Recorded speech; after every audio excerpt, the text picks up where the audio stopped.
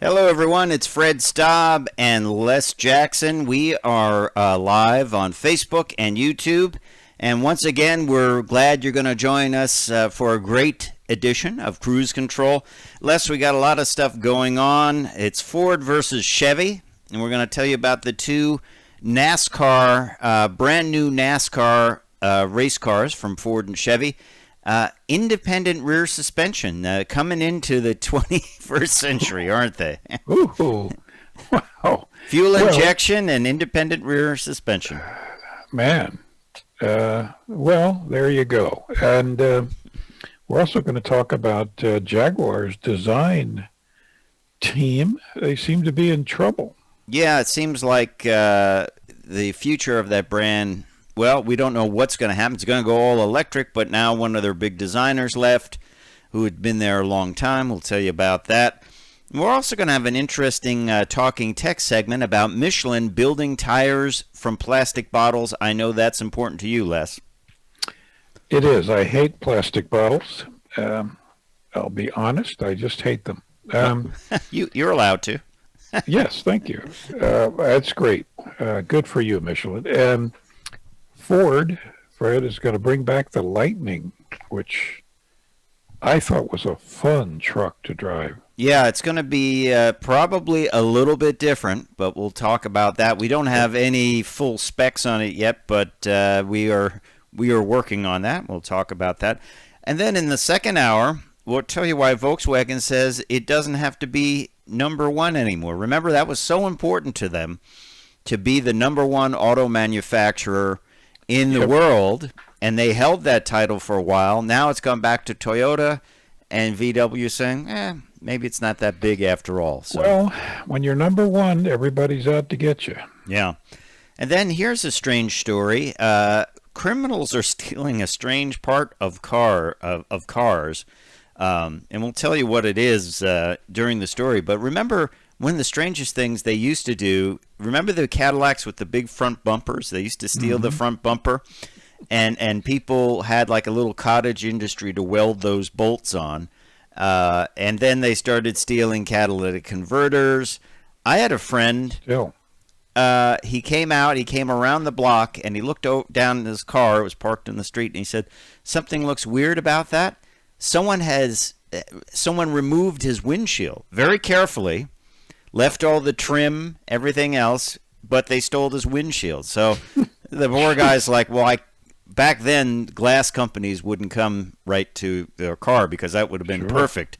I would have said get one of those companies, and they'll just park Put right next." goggles on and Well, that's what I said, right. but he thought, well, it's better. I better have it flatbedded to the glass shop. What happens? The flatbed backs into the hood of his car with the edge and destroys the hood of his car. He's like, Well, bad day for the car. bad day.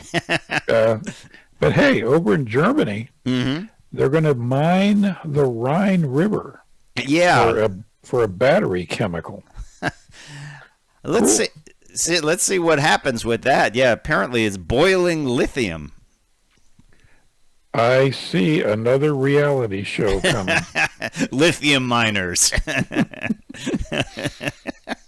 Yeah, well, we'll talk all about that and more on Cruise Control when we get rolling. So stay tuned. We're just, less than 2 minutes away, and we will be back with all those stories. Plus, we're going to have some at the wheel reviews. What do you have this hour? I'm going to review a Lexus NX300H. Oh, that's cool. And then in the second hour, I'm going to review the Toyota TRD Camry. So we've got a couple of good ones coming up Cool. for you. So stay tuned. Cruise Control will be right with you.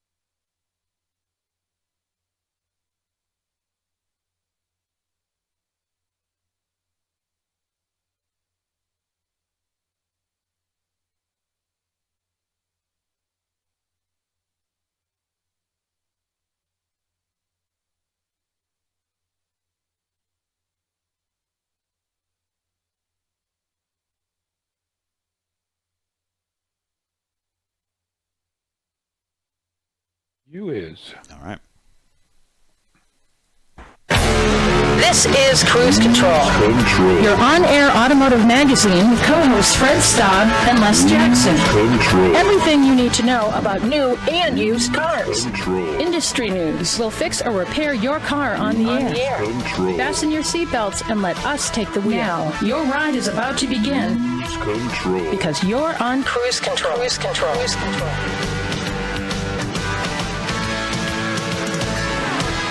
And welcome to Cruise Control, your on-air automotive magazine. Hello, everyone. It's Fred Staub and Les Jackson, and we are going to take you on a ride around the automotive industry. We've got a lot to get to, and we're going to start this hour, Les, with a classic. It's Ford versus Chevy.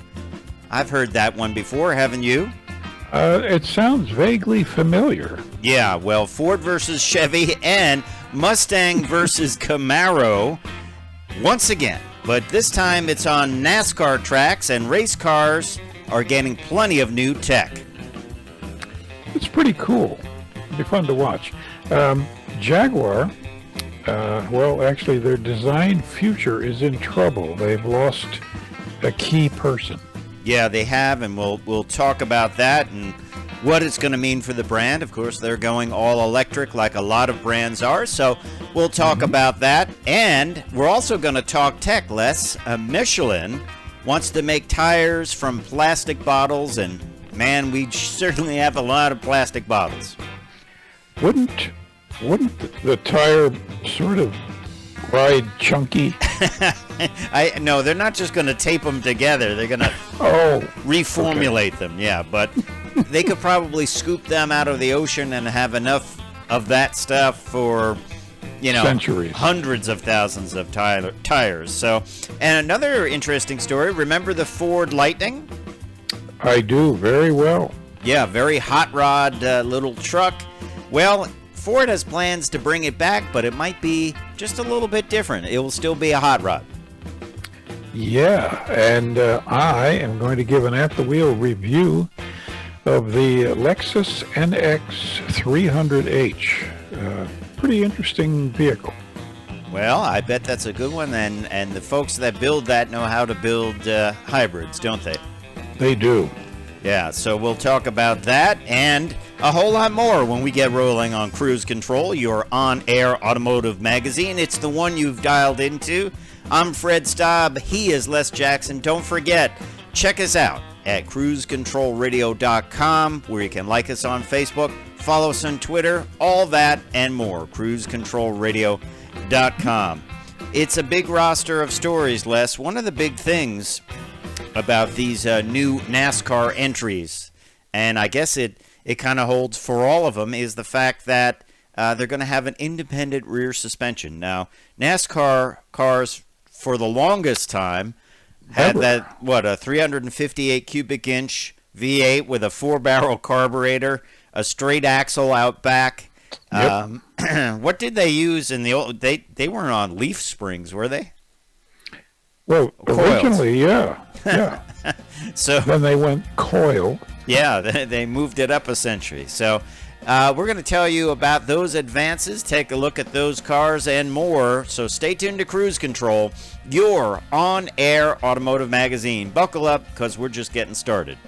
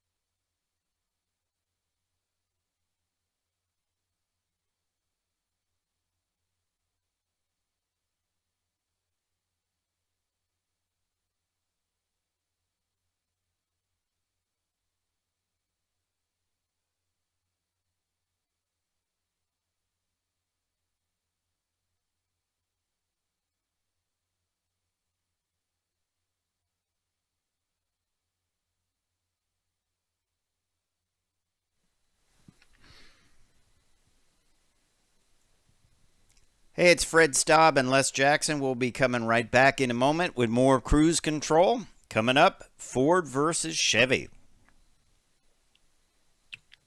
Imagine that. Imagine that. I've heard that they compete a little bit. Yeah. Like forever. Always Ford versus Chevy. All right. Here we go. And you are coming in, Les Jackson. I am coming in.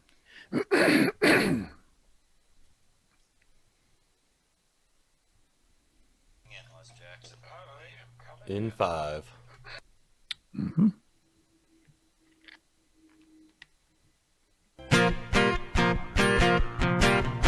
Cruise Control. Hey, welcome back to Cruise Control. Les and Fred here. Well, hey, gang. Those of you who watch NASCAR, which is most of America, you're going to see something different. I don't believe, Fred, in history, smaller models of various brands drove NASCAR. It was always full size, right? Yeah, it was always full size. You think back to some of those big Chryslers and things like that. Yeah. And, I'm surprised they're not driving SUVs, frankly. well, don't give them ideas. Yeah. Yeah. But we're about to see next year, good old Mustang and Camaro. Yep. Competing in NASCAR. That kind of brings it to the sports sedan motorsports phase. Yeah, yeah, it does, and it makes more sense because remember when they brought out the car of tomorrow, and it kind of just looked like, you know, the bumpers were painted on, and the sides of the car looked the same, and you know it could be anything. It was like, you know, taking a box and putting a sticker on it and saying, "Hey Mustang, hey Camaro." Right. But these cars, the big thing about them is they look a lot more like the production vehicle. And hey, isn't that the idea for stock car racing? Well, I like the fact that they're driving real cars. Mm-hmm. You know, that you couldn't buy it in the showroom, but it's modified version. Yeah. Well, let's start with the Ford Mustang. Now, that is the all-new 2022 NASCAR Next-Gen Mustang. Mm-hmm. The big thing here, all of these cars are going to have an independent rear suspension and rack and pinion steering.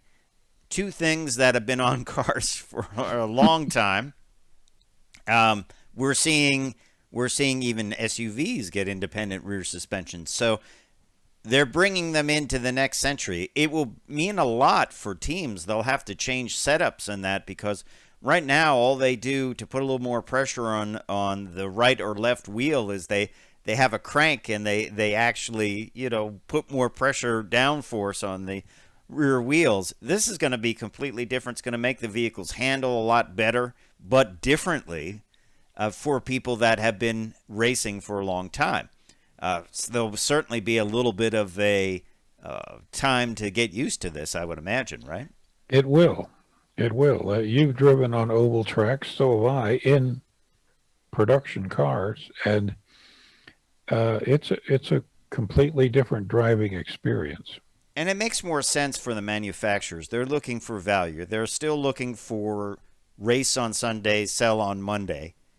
And what a great competition this has been for a long time. Of course, Mustang is winning sales-wise. But the competition between Mustang and Camaro has been going on, well, since there's been a Mustang and Camaro. Camaro, of course, coming out a few years over later. 50 years. And you could bet that you'll be able to buy Mustang or Camaro NASCAR-inspired versions in the showrooms. You will. The Camaro is based off the ZL1 model that is available currently. So they've kind of taken a page from that. Once again, same thing, upgraded specs to match the modern passenger car technology, including independent rear suspension that comes on production Camaros, and rack and pinion steering. Has there been a vehicle produced, car or truck, that has not had rack and pinion steering? Not in close to 30 years. And then think about this. It's a new transaxle that combines the transmission and rear gears in one package. I'm not sure. The Camaro doesn't have that type of setup. Of course, the Corvette has. But think of the differences for teams in setting up a vehicle. Now you've got not only an independent rear suspension, but you got more weight back there to keep it glued to the track. It's going to be different. Will they keep going with big wings? Will the wings get smaller? The bottom of the car will be sealed with an underwing and rear diffuser for enhanced aerodynamics. Kind of bringing NASCAR vehicles into the world of other racing vehicles. That's right. They're not representative anymore. They're the real thing. 18-inch wheels too. Well, that's sort of Les Jackson wheels, where you like that soft ride. Like big, well, this tall.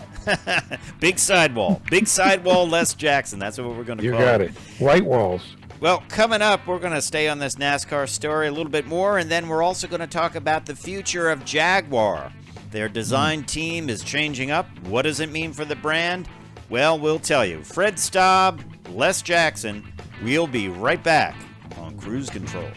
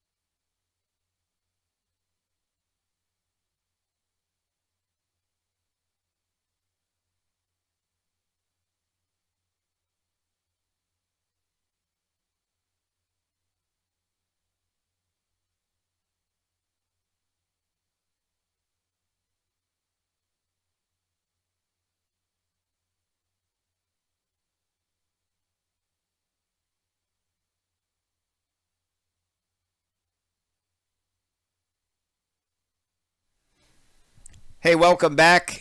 We're glad you're with us on YouTube and Facebook. Don't forget, if you have a topic you like us to cover or you have a vehicle you like us to review, just put it down in the comments. We appreciate it, and that would be great. We always love covering topics that people want to hear about, Les.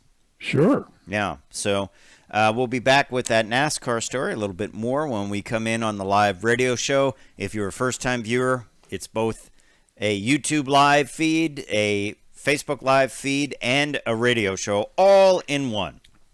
And then I just realized something, Fred. What's that? In the last 30 years, we have tested virtually every type of vehicle operated in this country. Even a V8 powered tricycle. Absolutely. And I've driven the M1 tank Here and we the go. Acela train. Cruise Control. And welcome back to Cruise Control, your on-air automotive magazine. Fred Staub and Les Jackson, we are glad you are with us. We are talking a little bit about the future of NASCAR and the fact that it's going to be Mustang and Camaro going at it. Technology is being improved. New transaxle in the back. New independent rear suspension. Rack and pinion steering. Well, I don't even know what if you don't have rack and pinion steering, what do you have, Les? Well, it would still be the ball and sector steering. Do Jeeps all have rack and? I'm sure they do. One of the reasons modern cars have it is it's easy to install and it's lighter than It's any lighter other kind. and it's much more direct. Yeah, much more direct. So the NASCAR drivers are going to have to get used to this. It's going to be completely different how they steer. It's going to be much more, as you say, direct, quicker. It's going to take a little bit of practice. I guess NASCAR has allotted more practice time for drivers because these are pretty significant changes to the aerodynamic package. Yep. And they have a year to practice. They're not going to actually be raced until Daytona next year. Okay, so they do have some time to get some track time, and I'm sure Right. NASCAR, for safety reasons, will allow them to have some good practice time because otherwise it could be interesting. I think they'd figure it out, but it might not go as smoothly as you thought. We've been talking a little bit about Jaguar, you and I, and the fact that Jaguar is going through some changes. Now, they are really kind of going all electric. A lot of their models have been discontinued. The fact that now one of their designers has quit, the Jaguar's director of design, Ian Callum. He's been with Jaguar for 20 years and had his hands on virtually every vehicle. Pretty much everything. Was replaced by Julian Thompson, who had also been there and worked with Callum for a long time. And then he just left. Julian Thompson just left. He's going off to work with a little electric startup called Ola Electric in India. So I think that the future of the Jaguar brand is kind of in flux. Not so much Range Rover or Land Rover, but they're talking about doing away with the XJ, or they are doing away with the XJ, their flagship model. They're talking about getting out of SUVs. I can't believe they'll do that. It's really kind of liquidating the brand, isn't it? Almost. Maybe they'll just, if they go that route, maybe it'll just be one supercar of some kind. Yeah, but you can't make big money just selling one supercar. I mean, it has to be a lineup, doesn't it? No. Yeah, well, you're right. But apparently dealers are up in arms, especially talking about doing away with the F-Pace and the E-Pace. And really, I don't know why they would do away. Every manufacturer is clamoring for a CUV. I don't know why they would do away with that, because that certainly would be taking them in the wrong step. They need stuff to sell. They do, but their sales are, like way down. Yeah, and have you ever driven their small car? I guess it's the XE, right? I haven't. I don't think I've ever seen one. I've not seen one. Yeah.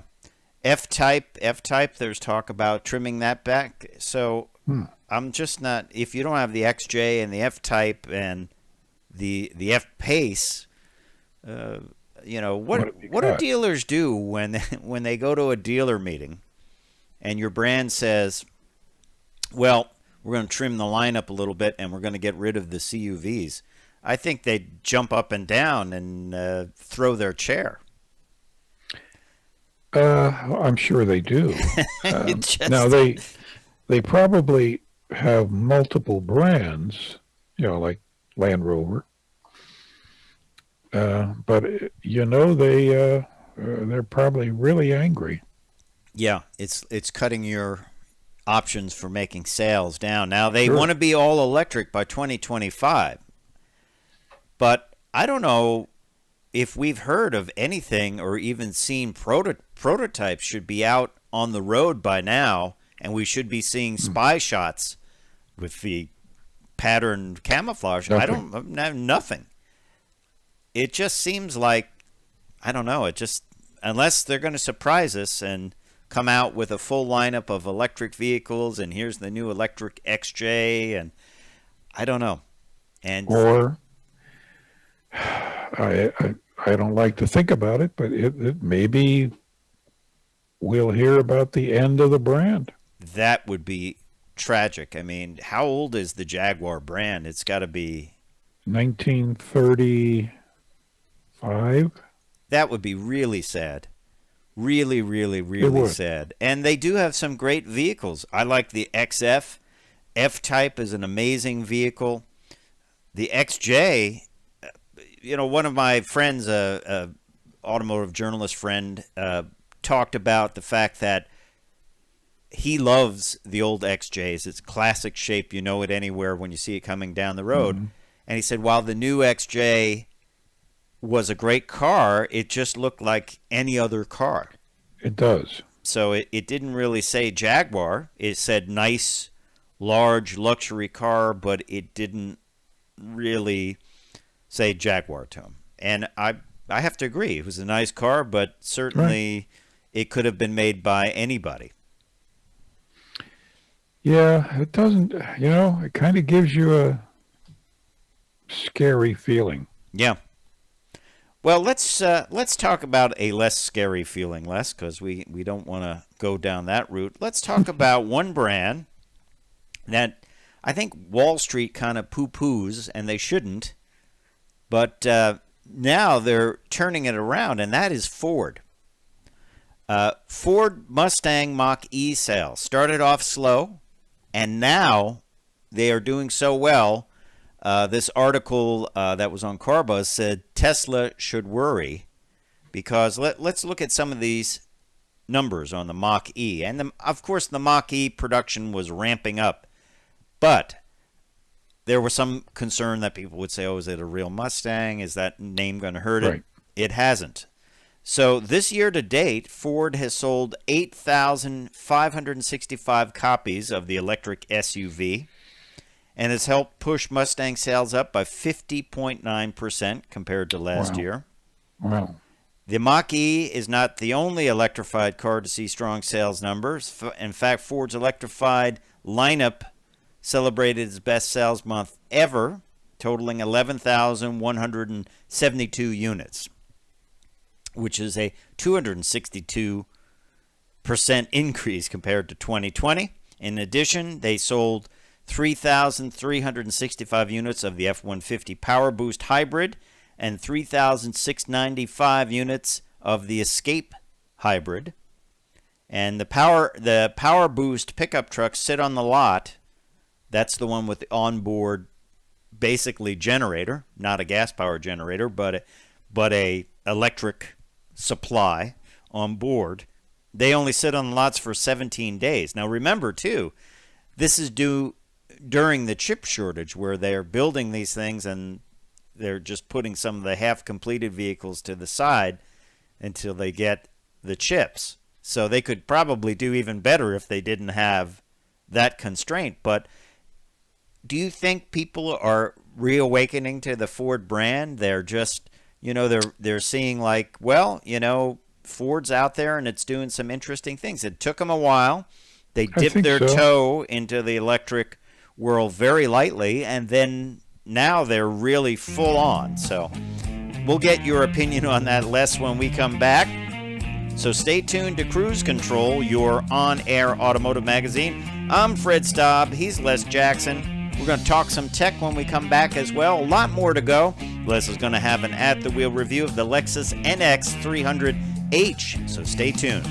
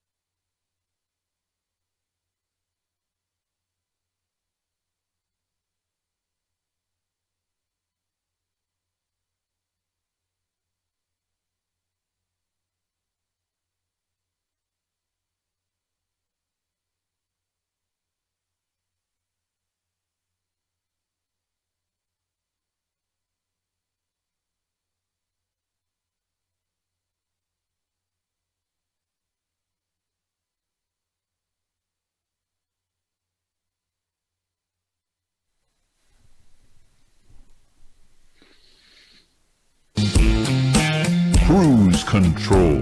And welcome back to Cruise Control. Before the break, Fred was talking about people suddenly reawakening to Fords, especially the electric versions. I agree. I think people are two things. One is they're looking for cars. Second, they're looking for kind of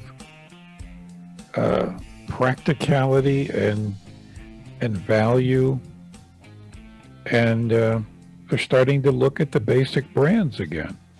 Well, you know, it's interesting. I've had people, and I live in the Northeast, and we paint big pictures here, or paint with a roller, as I always say, a big roller. But I had someone actually ask me, is Ford still in business? Now, not only are they in business, they build the best-selling vehicle for like 40 years, the F-150. Yeah. So Yeah. I would say, yeah, they're in business. For some reason, it just doesn't get on people's radars in certain parts of the country. And I think they were smart with their electric car to make it a Mustang. I know some people may be, oh, that's terrible and that. But think about it. Think about it as a business strategy. You're introducing a new electric car, but it gives people a little bit of a comfort level to hear a name they know, Mustang, which they might even be more familiar with than the Ford brand. I would think most Americans, if you said Mustang, who makes the Mustang, would know. I would hope. Everyone. You think so? Would know. Sure. And I also, when they put out the Mach-E, people say, well, hey, Ford is so confident of this thing that they've given it the Mustang brand. Right. That's a big deal. Right. Exactly. So, yes, folks, Ford is still in business, and they do build a lot of vehicles, and I think the sales are just going to go up on this. And it's a great-looking vehicle, and it does have a lot of the nice cues that we love on a Mustang. I look forward to driving one. I've been in it. I haven't driven it yet. I have driven the F-150 hybrid pickup truck, and it's great.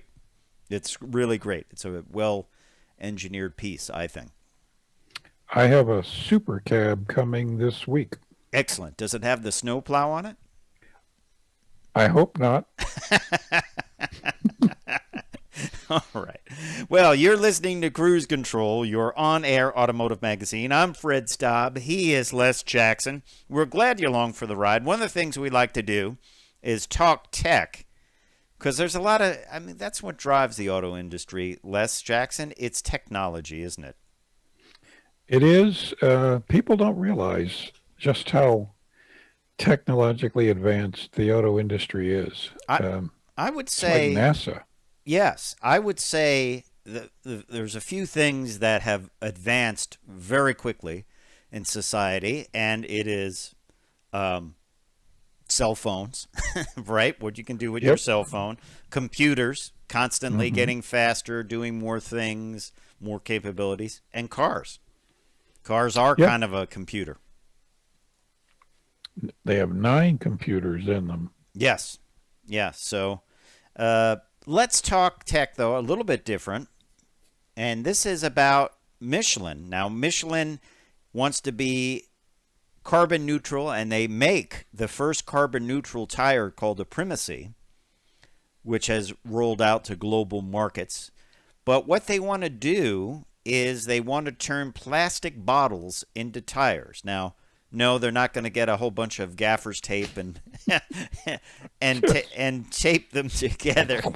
Yeah, it might not hold air that well. But what they have a way of doing this where they repolymerize. It's a hard word to say on the radio. Transforming these bottles, the biochemistry of these bottles. It's a French company called Carbios. They can transform these bottles using an enzyme to depolymerize polyethylene terephthalate, or PET. That's the stuff that's in the plastic bottle, right? Right. And that results in a high tenacity polyester that can be used for tires due to thermal stability and breakage resistance. I had to read that directly. I just couldn't remember that. I suspected that. Yeah.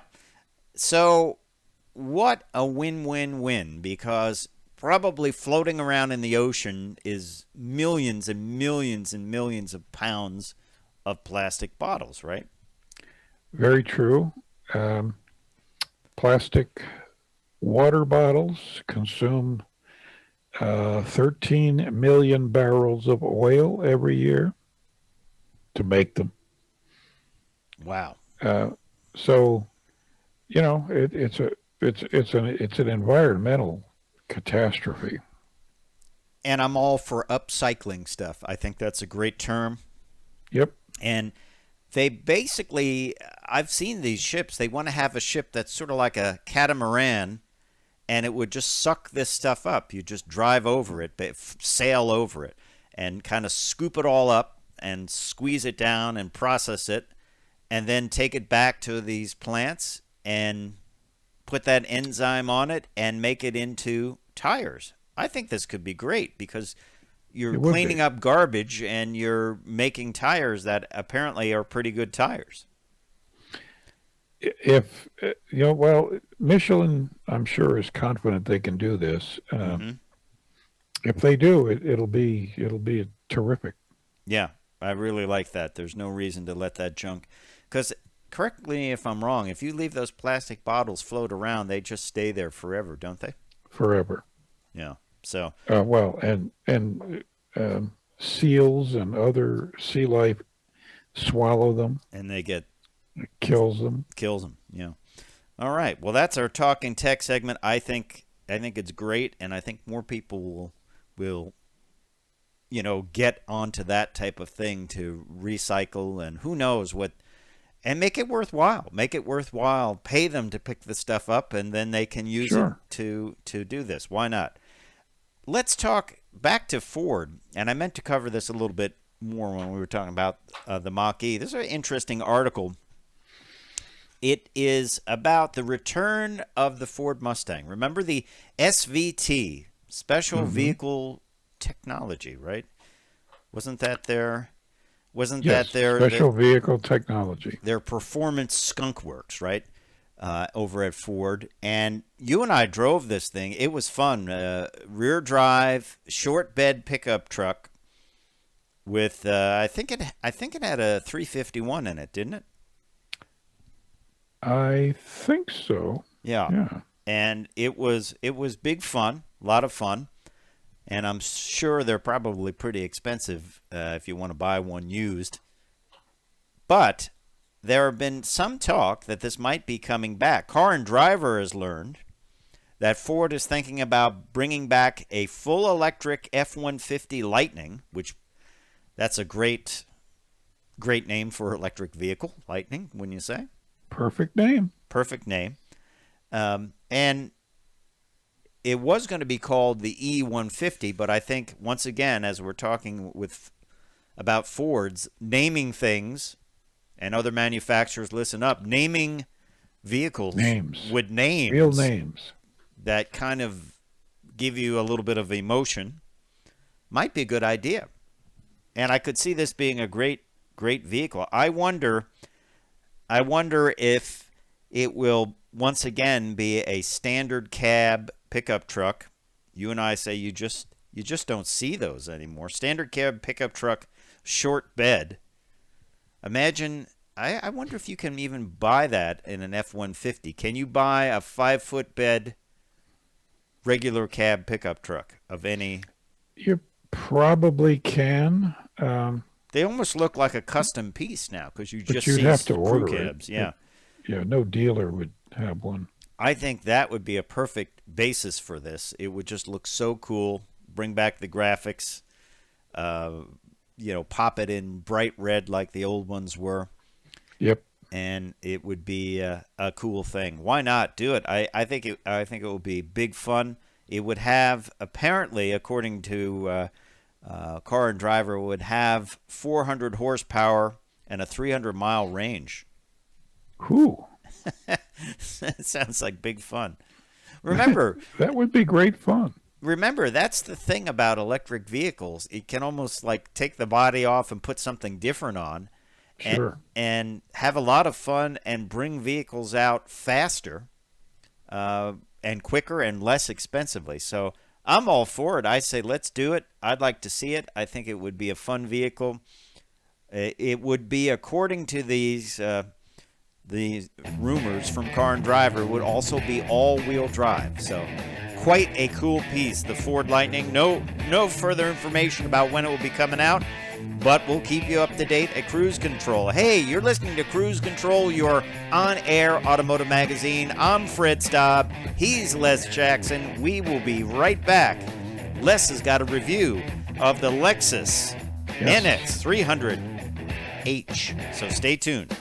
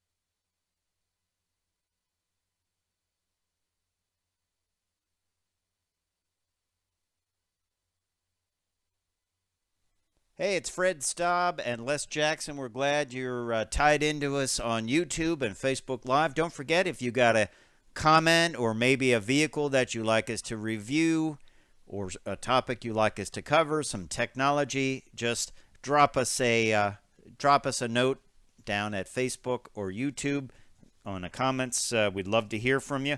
Coming up, Les Jackson's going to have an at-the-wheel review of this vehicle. It is the Lexus NX 300H. So he's going to take you through that vehicle and tell you all about it. So stay tuned to Cruise Control. We will be right back in a minute or so. And stay tuned.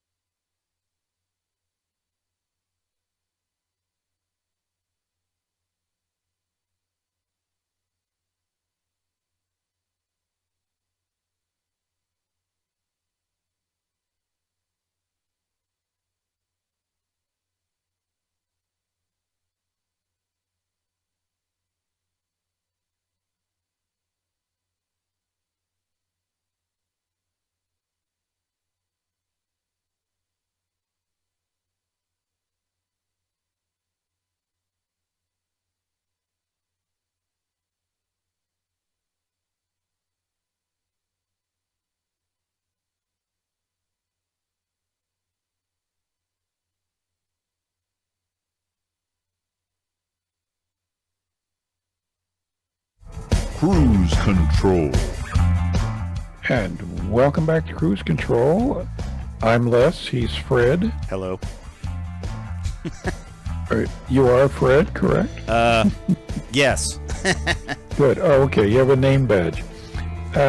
Well, I have an At the Wheel review. What do you think, Fred? I think that is one of our favorite segments here on Cruise Control. We review a lot of Okay, vehicles, so have at it. What do you got? In this case, it's a Lexus NX 300H, which doesn't really tell you much if you don't know Lexus's models, because it's a smaller SUV crossover. It's 5-door, as they like to say. Mine was finished in Nori Green Pearl. Unlike the one we're seeing right now. Unlike the picture we're seeing. Very interesting green. I can't describe it, but everyone noticed it. Okay. What made it unusual? It's almost like if you can picture an army green that looks good. Okay. I think I've seen that color on other Lexus. I believe I had a smaller Lexus hybrid that had that kind of color. Yeah, that's cool. That's right. And I know a lot of people, especially younger people, look at Lexus vehicles as kind of very expensive rolling suitcases with a radio in them. Really? They look at but them that way? that they're just a little bit too stodgy. That's the word. But it's not true. This is a very sporty SUV. Okay. It's powered by a 2.5-liter engine. Well, it's a hybrid.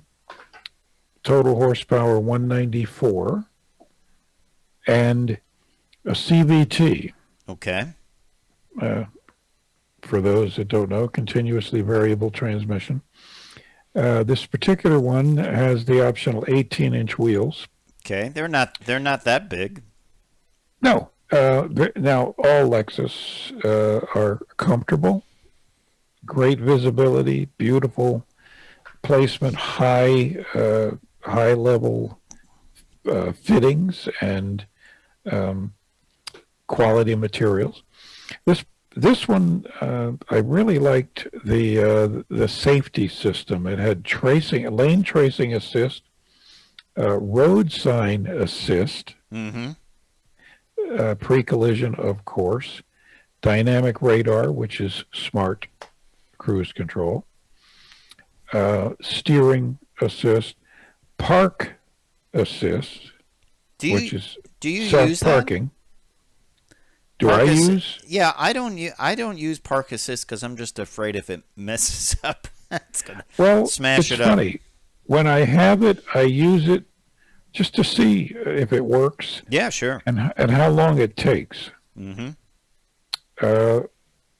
About 15 years ago, Toyota came out with it, and it took 3 minutes to parallel park. Imagine that. Just imagine that on a Washington, D.C. or New York City street. They'd be like, once you start driving, about 5 minutes shot. Yeah. You'll be shot. Yeah. Well, I tried it with this one, and it took 25 seconds. Okay, so that's almost about what it would take you to do it yourself. It was good. And it was about this far from the curb, about 10 inches. Okay, so not pretty bad. Nice. So, ride, very comfortable, very quiet inside, but the one criticism I've got is that because of that CVT and that small engine, when you get on the power and the gas engine revs up, it's rather fussy and not loud, but irritating inside. A lot of RPM, you're saying? Don't like that. A lot of RPM? Yeah, just shouldn't be that in a Lexus. Okay. Other than that, terrific vehicle. I love the roof rails. The picture that you have, yes, the roof rails. It has a windshield wiper de-icer. These are great technologies. Let me let me ask you on the inside. One of the problems I've had with Lexus is they stick with that touchpad finger thing to control infotainment. Yes. Have they done that, or have they gone to an actual touchscreen? It's both. Okay. So your choice. By the way, this one had the optional 10.5-inch screen. Okay, which is big screen. Yeah, I kind of think getting the optional screen's a good idea, because frankly now we're ingrained into the. If we see a small screen, you'll be like, oh, that's the less expensive model. Sure, and since I'm on the optional packages, the premium package has the big wheels and the heated and ventilated front seats and the moonroof and all the things you would expect.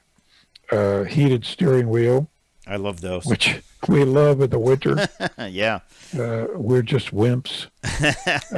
And it has a panoramic view monitor. Oh, I like those.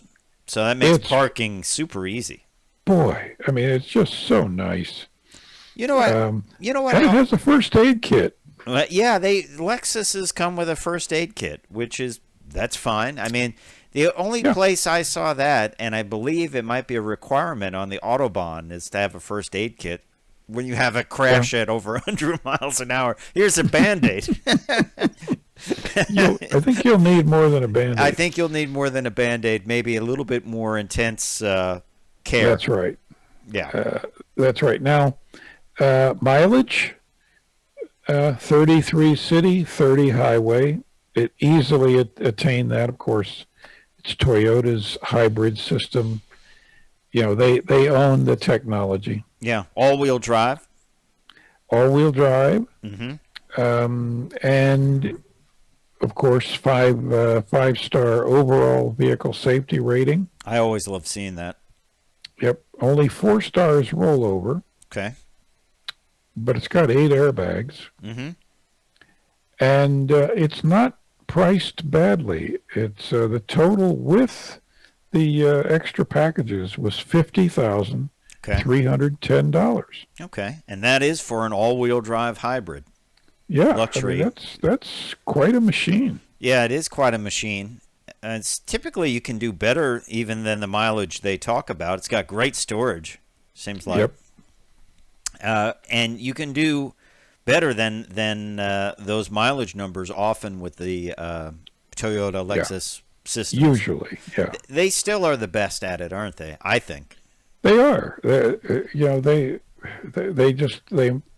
have about 70% of the world's hybrids. Yeah, they may be behind in all battery electric vehicle manufacturing, and of course we just saw one of their horribly named BR4Z11 prototypes revealed at Shanghai, and so there's full electrics coming, but they kind of own the hybrid market. I think virtually every vehicle in their lineup can be had with a hybrid, can it? I think so. And by the way, this is regular gas. That's good to point out, because sometimes they pop the compression ratio up so high that you need to go with premium. Yeah. And these days, with gas being the way it is, that's a savings, isn't it? It is. These little things are important in the long run. Yeah.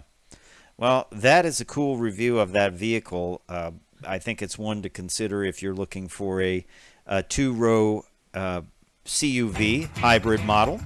And we appreciate you listening to Cruise Control Radio. That was Les's At the Wheel review of the Lexus NX300H. Time for me to say I'm Fred Staub.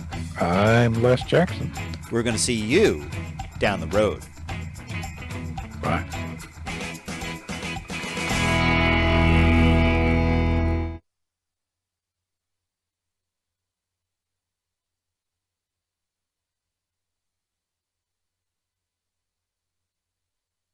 Hey, don't go away, because we got another hour coming up of Cruise Control. We're going to talk about a whole bunch of things, Les, including Volkswagen saying it doesn't need to be the #1 manufacturer in the world anymore. A vehicle I reviewed last week, the Acura MDX, gets a great Safety Plus rating, and another Ford model gets another Safety Plus rating. We'll tell you about those. And a story that you and I have been talking about for a long time, chip makers, the chip shortage. Well, chip makers say they can catch up by June, but Ford cancels the production of the Bronco due to the shortage. Here's another new product that just keeps getting bad breaks. Yes, but the other thing is we'll look at a lot of startups in the U.S. want to start making chips here. I think that's a great idea to be. But it takes a long time to build a chip plant. Does it? Is it? I don't know how they build them. Is it environmentally clean? It's class 100 clean rooms. Well, the room's clean. That but building that takes sometimes years. Okay. If you recall, Intel used to have the guys in the spacesuits that would walk around the clean rooms as a thing, in their marketing. They're about 10 times cleaner than an operating room. Oh, that's good. I like that. And then we'll tell you about the strange story, a part that criminals are stealing. It's a pretty big part, and you can't go anywhere without it. How's that for a tease? I've got it. I stole one. You stole one. Yeah, if you see it hanging on your wall. And then we're going to talk tech about Germany mining the Rhine. This is crazy stuff that apparently there is boiling lithium under the Rhine. Who knew? Who knew? Who knew? Who knew that there was that under there? And that, of course, is a battery chemical that is very important to battery electric vehicles, and they won't use horrible situations to bring it out, apparently, if they do this. But we'll talk about this and how they would do that. And then I'll have an at-the-wheel review of the Toyota TRD Camry. Very slick-looking Camry. Pretty sporty. Sporty looking. Does it hold up to those sporty looks? Well, we'll tell you about it. That's the actual one I reviewed. That very distinctive white and black look. I had that on a Corolla a while back, and I think it really makes it pop. Man, the Camry really got a lot more stylish than it used to be. It used to be the safe car with seas of tan or beige plastic or silver plastic on the inside. Safe family vehicle. It's still a safe family vehicle. It's got much more style, though. So we'll talk about that. TRD used to only be on trucks, and now it's expanded. They brought out this model the first year of it in 2020, and now this 2021 model is the second year of it. So we'll tell you a little bit about that. What does that stand for again? Toyota Racing Development. Development, yes. So we'll talk about that. So that's all coming up on this hour of Cruise Control. I'm Fred Staub. He is Les Jackson. Don't forget, if you have a comment or something, a vehicle you'd like us to review, a guest you'd like us to get on, something you'd like us to look at, we're glad to do it. Just leave us a comment and we'll get on it, won't we, Les Jackson? Les will get on it right after we get off the air. Yes, the nod. Maybe. Yes, you're right about the Bronco. It sort of had a bad run before it's. Yeah. I know they want to get it right, and they have to get it right, but I think there's a lot of pent up interest in this. Of course, it looks great, and it's going to be very capable, but they've got to get it right. And to take a little bit of look at it, it's going to be a great vehicle. I mean, it's something people have waited for a long, long, long time. But now production is going to be shut down due to the chip shortage. But, it will eventually get there. All the problems the Corvette C8 has had hasn't slowed down demand for it. No, not at all. I don't think this is going to be a problem for the Bronco at all. They'll get it squared away. I'm still thinking, though, last hour we talked about the return of the Ford Lightning. I'm still thinking about how a 400 horsepower all-wheel drive I love it. Electric. I'm hoping single cab, short wheelbase. I mean, that's Big that shifter. big electric shifter. Yeah, I remember taking one of them on the track at Pocono and thinking this is pretty impressive. I think it was a supercharged 5.4, or at least the later models were supercharged 5.4. Yeah, it was a 5.0. Yeah. Oh, so cool stuff, and that will be returning, and we will be coming in on our second hour. So stay tuned. We will be right back with a full hour of Cruise Control.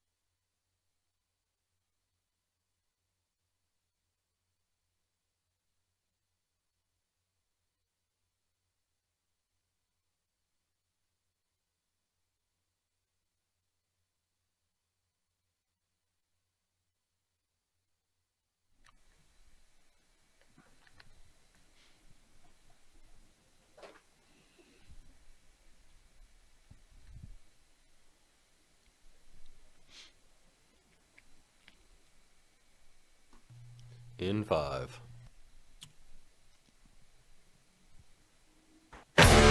This is Cruise Control, your on-air automotive magazine with co-hosts Fred Staub and Les Jackson. Everything you need to know about new and used cars. Industry news. We'll fix or repair your car on the air. Fasten your seatbelts and let us take the wheel. Now, your ride is about to begin because you're on Cruise Control. Cruise Control. Cruise Control.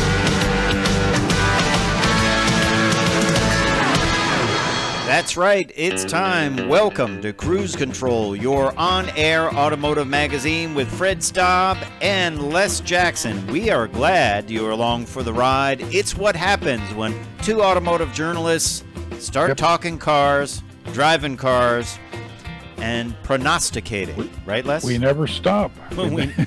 We've been doing it for 20 years. We never stop. Even when we're not on the air, we keep talking That's about right. it. It's amazing. People are like, oh, there's that guy, those guys that talk about cars all the time. But that's okay. We're going to take you on a ride around the automotive industry. We're going to tell you why Volkswagen says, well, we don't have to be number one anymore. Just strange thing for a company that builds cars to say. So, Well, yes, that's right.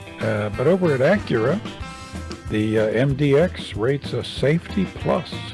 yeah, that's good news. Good news. I was just in the Acura MDX, and I'm sure that's not going to hurt sales in any way, shape, or form. Chip makers say they can catch up with demand by June. Of course, we're talking about semiconductor shortages, Les. It has kind of ravaged the automotive industry. People are building trucks and cars and kind of setting them aside, aren't they? Well, not just cars. It turns out it's hurting refrigerator makers and washer and dryer makers. This is crazy.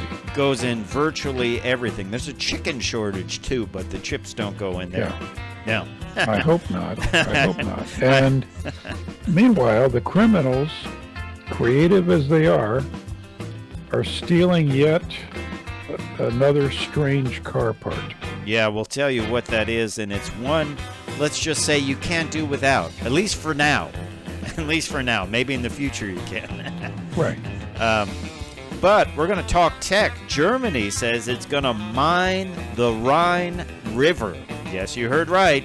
For an important battery chemical. Apparently it is underwater and it's boiling. And I'm telling you, there's going to be a reality show with the lithium miners, Yeah. and they're all going to have weird-looking beards. Yeah, they're going to have tattoos and they're going to have beards Yep. they'll be like put together with some rubber bands, because that's what you need. Apparently, that's what every custom car builder has to look like. I don't get that. Yeah, well, I guess they're looking for characters. You're like the guy on the Count that has the horns. He always Right. Yeah.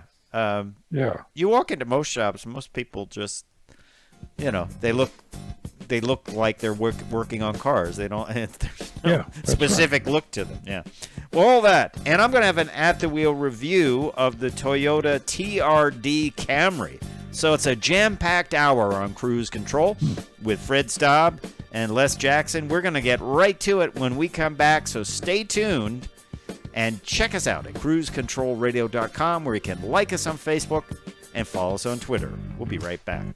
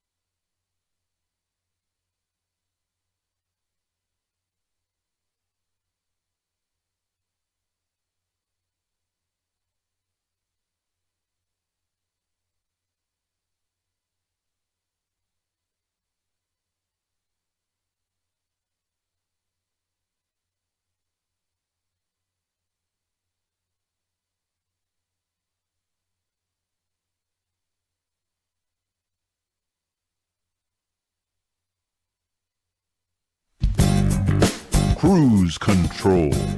Welcome back to Cruise Control. Les and Fred here, and we're going to start off this hour with Volkswagen no longer wanting to be the world's largest automaker. Yeah. It's kind of like the gunslinger in the old westerns, who's getting older and he doesn't want to be the top draw anymore. Can I just give you a little aside there? You know what my favorite line is? You remember the movie, the series, The Rifleman, with Chuck Connors, and he carried that lever action rifle. His son on the show, Johnny Crawford, just died this week. Oh wow, I didn't know that. I just saw it on Wednesday. Wow, I did not know that. Well, that's sad, but I'll remember the line he said. I think it was in the episode. He has that gun there, and the guy walks in. You any good with that rifle? He goes, I'm good enough. It was just one of my favorite lines. Yep. Of course, I didn't deliver it like Chuck Connors did, but I'm good enough. Exactly. Well, Good, and that's an intimidating statement. yes. Are you any good? I'm good at, I'm looking at you. I'm good enough. Yeah. Well, let's get to this Volkswagen story, because being good enough may not require them to be the number one auto manufacturer. And as you know, and our listeners know, they had this goal for a long time. They wanted to be the number one automaker. And they had a great comeback from Dieselgate. They sure did. Dieselgate cost them billions and all kinds 21 billion or something like that. It was huge. If that shows you the size of the company, they can absorb $21 billion and still make vehicles and reshape themselves into the electric vehicle manufacturer that they're becoming. So they really had this goal, and they were driven by this. The management was driven by this to be the number one automaker. It's basically between them, Volkswagen, and Toyota. And we're old enough to remember, not that long ago, that GM signed off every one of their emails with GM is the number one automaker in the world. Remember that? That is very true. Yeah, and we haven't. I remember the first email I got without that. I was like, well, there's a change. But they've decided that we no longer going to today. This is according to Germany's Automobile World, has confirmed that VW's head of passengers cars, Christian Vollmer, that the duel against Toyota is over. He said, today we no longer have the goal of being the largest manufacturer in the world in terms of volume. This new approach will not change in the years ahead. Now, he is the head of passenger cars. I hope he had permission to say that, because if he didn't, he might be in for a surprise next week. Wouldn't you say? Yes. Hey, yes. Can you see me first thing Monday morning? Yeah. Come on in and close the door. Close the door. Yeah. Yeah, you don't have to worry about those meetings later on in the day. Just come see me in the morning. Yeah. So that is kind of big news, but it could mean that they are teaming up with Toyota. And let's take it at that. I mean, they've done incredible things. Volkswagen has done. They have the ID4, the Porsche Taycan, Audi e-tron. They keep bringing out new vehicles. You and I keep seeing these new vehicles every week. They're launching something new. It's not like they're resting on their laurels or like, we'll let them have it. But maybe it signals that they're okay with Toyota being number one if they buy electric vehicle components and drivetrains from Volkswagen. That's right. Like an olive branch to say, you know what? Sure. If you want to be number one, we're down with that. But guess what? You'll be number one if you buy our stuff. Exactly. Yeah, maybe, I don't know. Maybe that's where it's at, but we'll have to see. But interesting statement. I don't think this is a statement that just the guy Christian Vollmer decided to say on his own. I think it is a well-calibrated communication that they said, hey, guess what? You're talking to Automobile World. Really be nice if you drop this little nugget in there. Wouldn't you say that? That's true. Yeah. That is very true. And remember, both Toyota and VW experienced a sales decline last year. Yeah. Interesting stuff. Well, so not a big deal. Not a big deal. Well, we'll tell you when we come back about a couple of brand new vehicles that have gotten great safety ratings. It's great information if you're going out to buy vehicles, so stay tuned to Cruise Control. We'll also talk about the Bronco being delayed once again. Yep. So stay tuned. I'm Fred Staub. He is Les Jackson. We will be right back. on Cruise Control.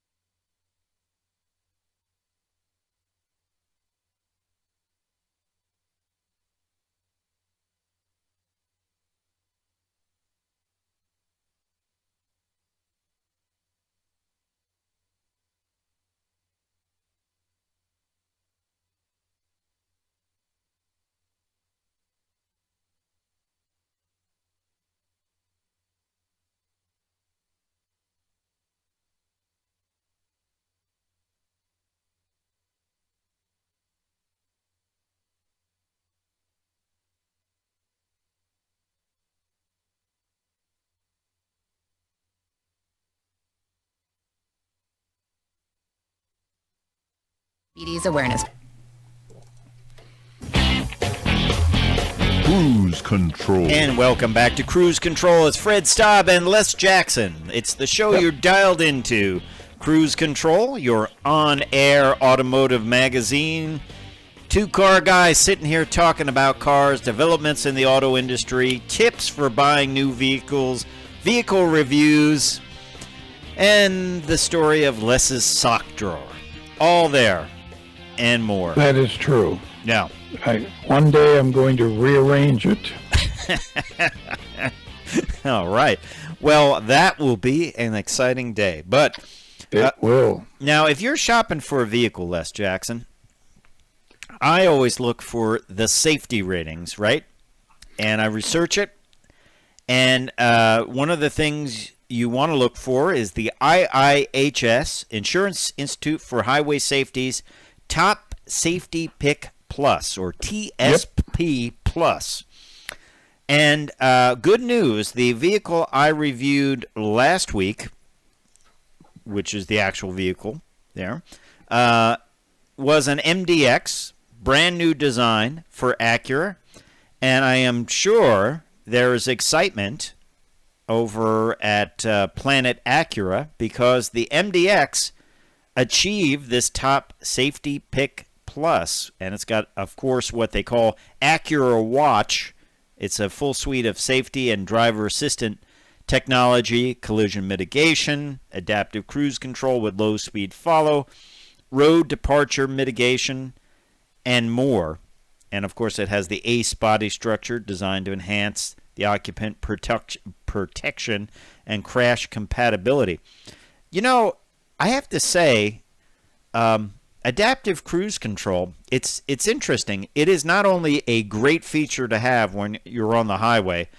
I wouldn't want to buy a vehicle without it nowadays. I wouldn't either. I wouldn't accept one. Yeah, because people are always slowing down. You get the person in the lane that decides to make a phone call and then slows down, and it's very annoying. Yeah. Oh, boy. Yeah. So it's kind of a unique thing, though, that because of adaptive cruise control, you get crash mitigation. And they're kind of aligned at the hip, aren't they? Well, they are. And that was what they were intended to be, because it is a safety device. It is keeping you from making mistakes. Yes, it is. It is certainly keeping you from making mistakes, and I'm especially enjoying your friend that just arrived there. This is our safety engineer. He hasn't shaved this morning. So for people who are not seeing it, it is none other than, is that Peter? That's Bunter. That's Bunter. Bunter, Yep. Yeah, the cruise control cat has made an appearance. So, cool stuff. Now, more Safety Plus news. If you say, well, I don't want to pop for the MDX, how about the Bronco Sport? Well, that also received a Top Safety Pick Plus award. And I'm getting one of those in 2 weeks. Although now I'm getting worried that they may take all these out of the press fleets to sell them. To sell them or pull the chips. Just dismember the systems to get to the chips. Well, good news for the Bronco Sport, Les Jackson.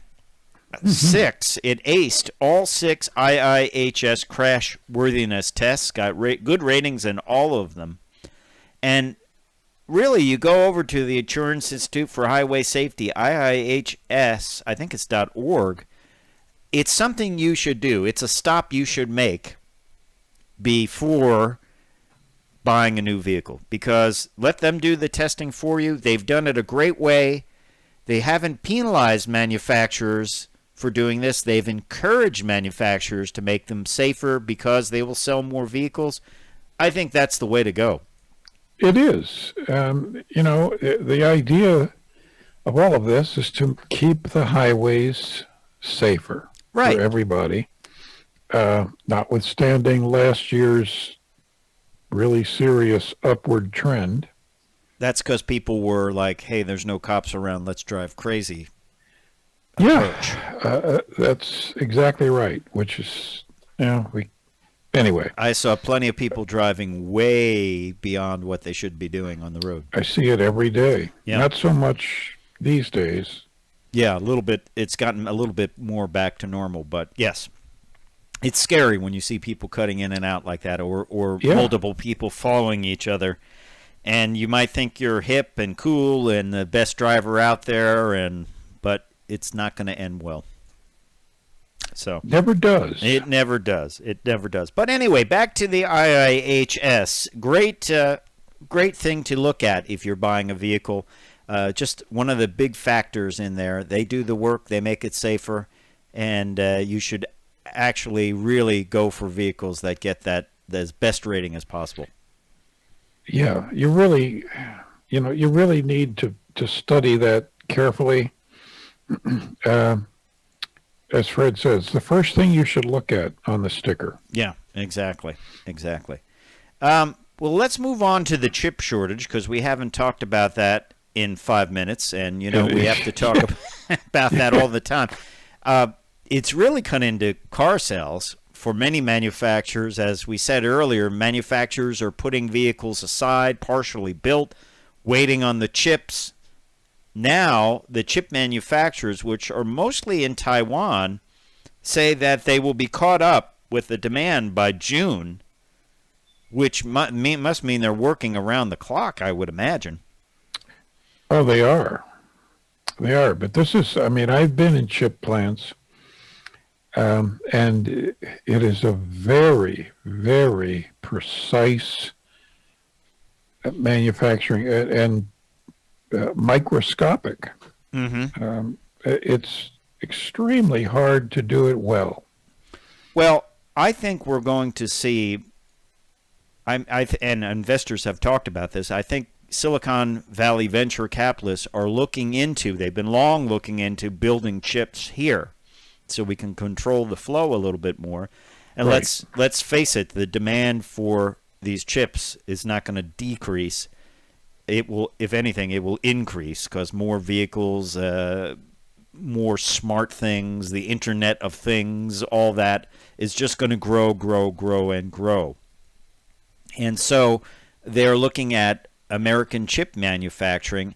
I think I asked you about this. This is according to an article in Reuters. They say that the venture capitalists are really focusing on this area. Let's face it, Taiwan is not the most stable place. It could be invaded by China, taken over by China, and then the Chinese would control chip manufacturing, and that could be a bad thing in many ways, couldn't it? It would be frightening. Now we do have large chip manufacturing in this country, but we can't supply the world, no, and certainly not even all of ourselves. Yeah, yeah. Well, one of the vehicles that's been delayed is the Ford Bronco, the much-awaited Ford Bronco.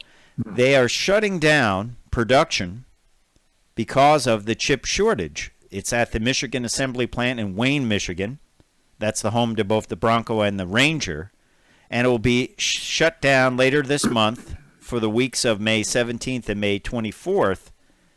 And it was not scheduled previously for this, but the fact is it's due to chip shortage. And Ford has been shutting down other plants where they build vehicles that are less popular.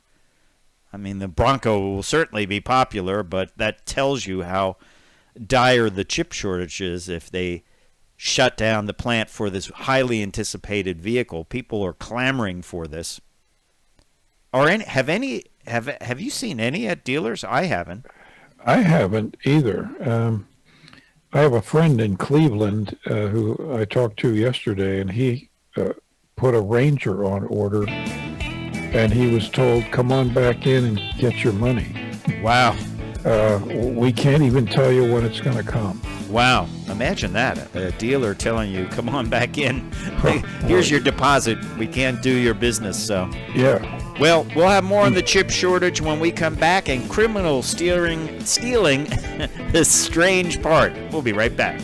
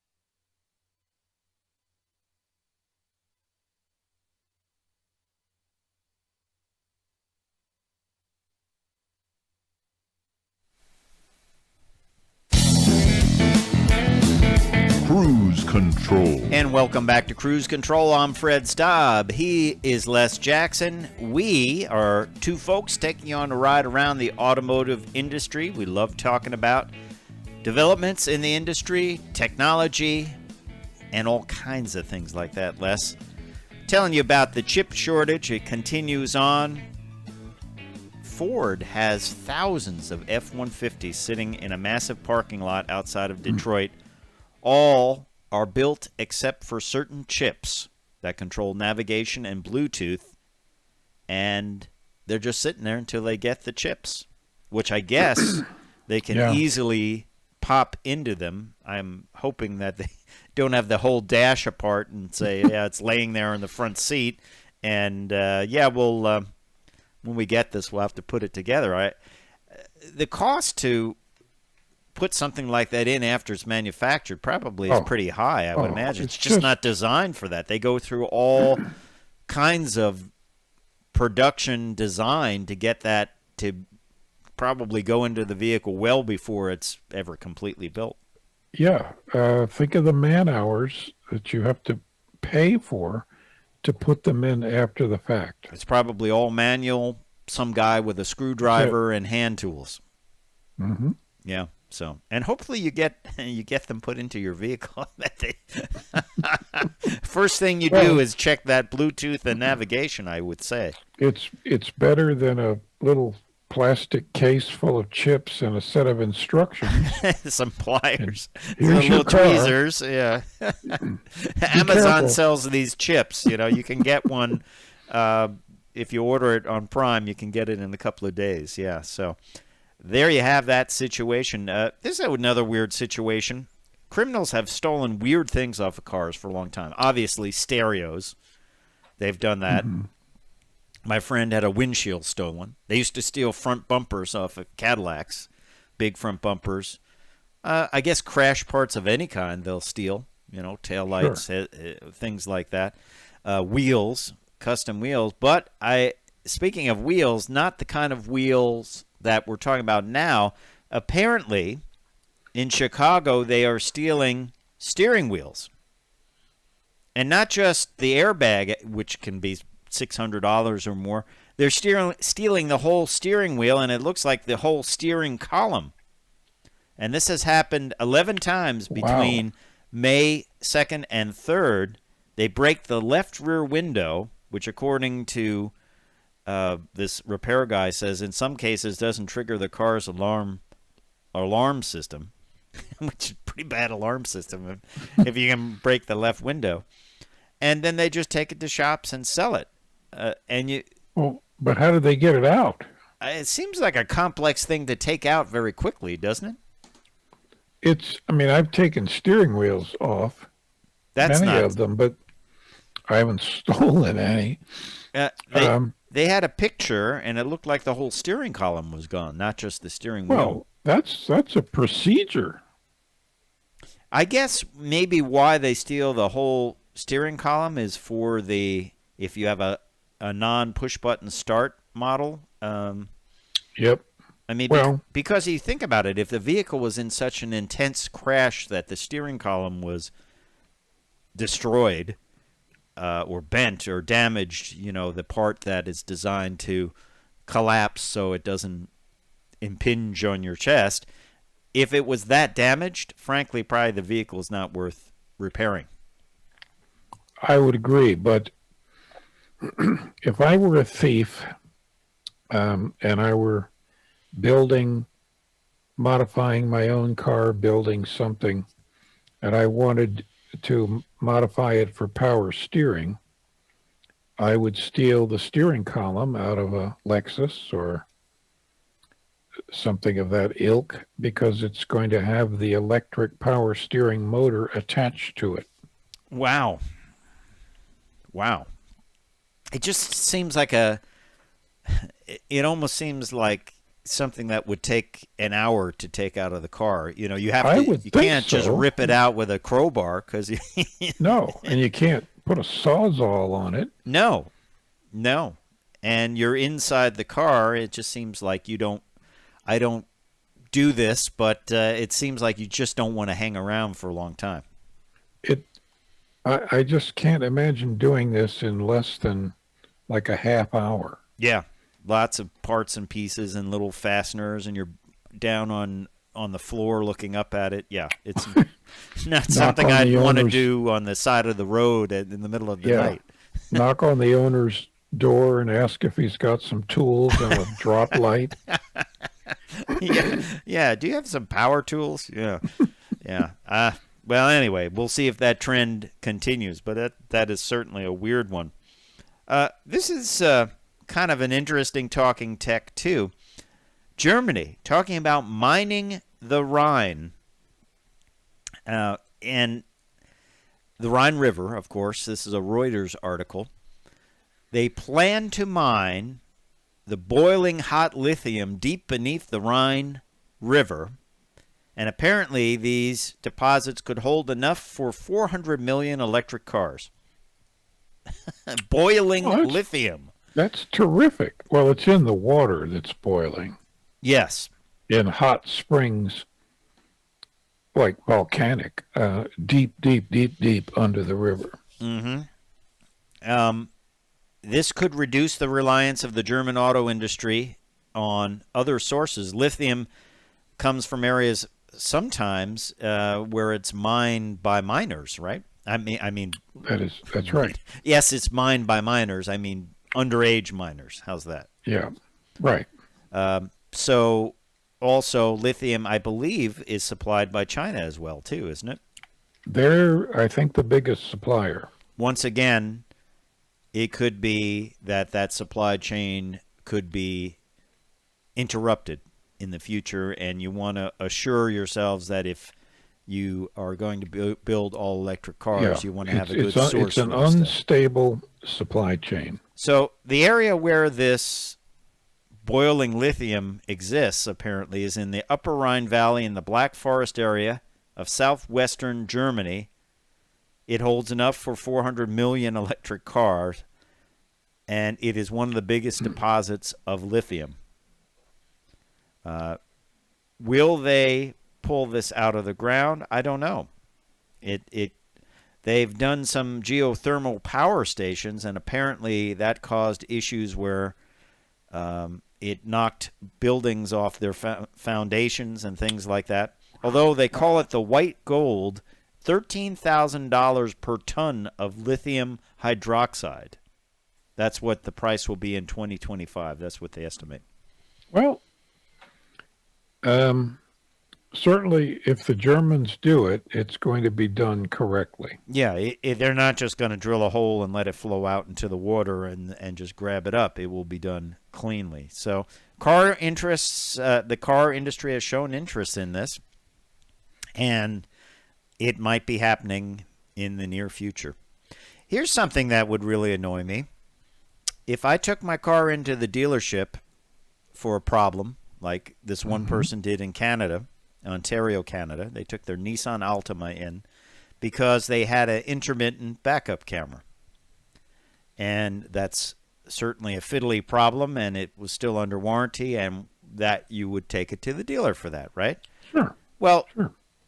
What happened was this customer had a tracker on his car that would determine where it was and the speed and that. And it was like many insurance companies, they do this now. They'll give you a break because they'll base your insurance rate on actual how you drive, whether you drive quickly, how much you drive, where you drive, that type of thing. Maybe even when you drive.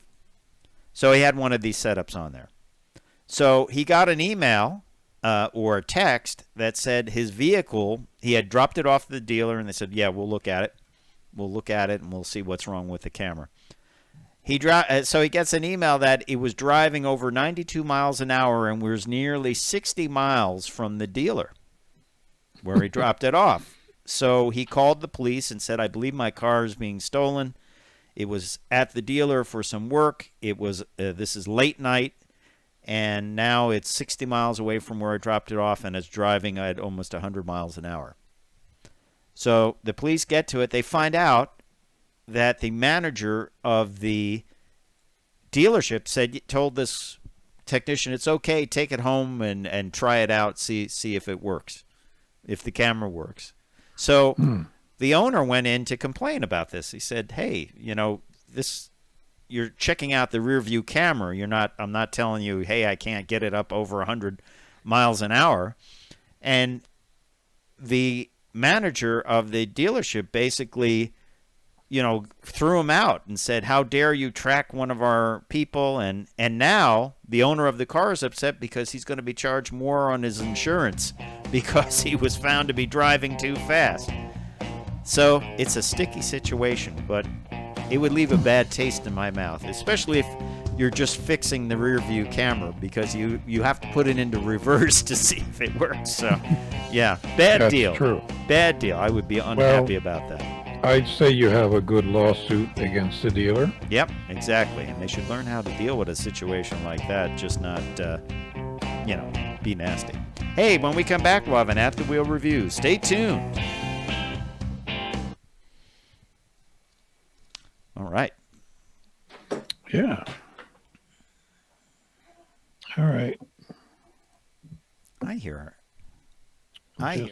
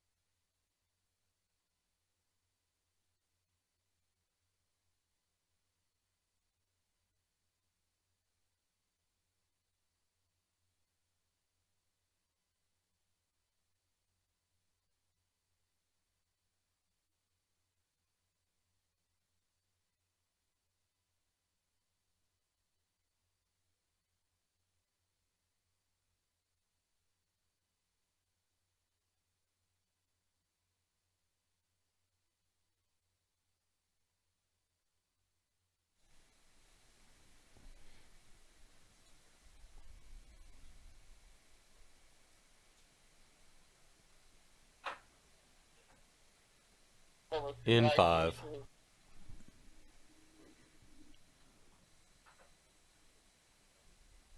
brought to you by the National Cruise Control. And welcome back to Cruise Control, your on-air automotive magazine. It's Fred Staub and Les Jackson. We've been taking you on a ride around the automotive industry, and we're not finished yet. Not yet. No, we have an at-the-wheel review vehicle I had a chance to drive, and that is the Toyota Camry TRD edition. And the Camry, of course, well, that's a kind of a bread and butter car for the folks over at Toyota. I think it has 5 different models, something like that. And it was one of the first models to debut the new Safety Sense 2.5 Plus, which is really good. Very safe vehicle. This one gets an overall score of 5 stars on the government safety ratings. 5 stars, I believe, all the way through. Yes, everything. Rollover, side crash, frontal crash, overall score. So they are starting with a very safe family sedan. Les Jackson, sedan. You remember those? I do. I Yeah. lament them. Well, this is a very safe sedan and a very safe place to start when building a performance car. Toyota Racing Development, TRD. Now, this is something that used to be only found, these models were only found on trucks. But back in 2020, Toyota decided to put it on the Camry. And they lowered the vehicle down. I think it's lowered down 0.6 inch. Not a big lowering. Black wheels, red calipers, lots of carbon fiber spill plates. There's a pretty aggressive rear spoiler with side plates on it. Two-tone paint, white body, black roof, TRD exhaust. And on the inside, they had this sort of cloth insert seats with red striping and red piping. Red goes around the floor mats. There's red stitching on the shifter and on the dashboard and other parts of the interior. And then one of the trends that we've seen in the automotive industry is seat belts that are bright red. This has some bright red seat belts. Typically, you would only see bright red seat belts in like a FedEx vehicle. They would be bright orange or something to remind people to put them on. Yeah. Got some oohs and ahs from the neighbor audience. I would call them the neighbor cruise control audience. They said, wow, the audience. The audience, yeah. When you pull in, they're always like, there's always the guy that says, what's that cost? Yep. Yeah, I get that too. And what's that cost? They don't want to know what it is. What's that cost? So, so the concept here, again, is to start with a very safe sedan, bread and butter sedan. You can get it in all different sets of trim. You can get a hybrid model. You can get, most of them come with the Turbo 4, and ours came with the 3.5 liter V6. Not too shabby. 301 horsepower at 6,500 RPM, 267 pound-feet of torque, flowing through an 8-speed transmission with paddle shifters that power going out the front wheels. What I liken this to, and you're going to laugh, because it is sort of like the concept of a Plymouth Roadrunner, where they took a basic car and they kept the options low on the inside, but put a bigger engine in it. And that's kind of, I think, what Toyota has done here, because on the inside, I'll tell you right off the bat, this is a $32,000 car. On the inside, you're missing a couple of things that you would think would come on a car that price. There's no dual zone climate. There's no wireless phone charging. There is no heated seats. There's no heated steering wheel. The interior, while sporty, is kind of straightforward. It's not like in the back, you don't even get like USB ports or controls for the HVAC. It's just kind of like a little open space there, you know. So does not have a lot of those kind of creature comforts. 7-inch touchscreen display works perfectly fine, but it's not Pretty small. pretty small. Yeah, you do get Android Auto and Apple CarPlay. That's for navigation. That's the only navigation in the vehicle. So it is, I would say, on the interior, a mid to lower range equipment level, but they've gone for the 3.5 liter V6, because if you ordered the 3.5 liter V6 in other Camrys, you would have to go into like a luxury model, which would certainly maybe not be as sporty as this. So what do they have? What do they put on there? The TRD logo headrest, floor mats, shift knobs, smart key system. You've got a TRD exhaust. I believe that is a catback exhaust put on there. You get the Aero kit with red pinstriping, TRD badging. The car is lowered a bit, I would say less than an inch. I like the 19-inch TRD matte black alloy wheels. I'm just a fan of those. So you get a less equipped Camry with the bigger engine and some TRD goodies, a little bit of lowering. And is it fast? I mean, it's funny. When I pulled into my driveway, people thought, oh, this is going to be the fastest thing. And I didn't find it all that fast. I mean, it wasn't. Fast. It looks fast. It looks and fast. The wing is pretty big. It's not slow, but I wouldn't say it was a performance car. I didn't feel like, oh my gosh, I'm in a real performance car. It's kind of a gussied up sedan. You know, it is. So it's quick. It's quick. It's quick, but it is not. It's not going to set you on fire. You know. So it's peppy. I would say it's peppy. Yeah, sure. It's peppy. It certainly was not slow off the line, but I would just say it's not. Like if I was driving it and didn't know, I wouldn't say, "Oh man, this is quite a performance car." Exhaust note, not bad, not super loud, not droney or anything like that.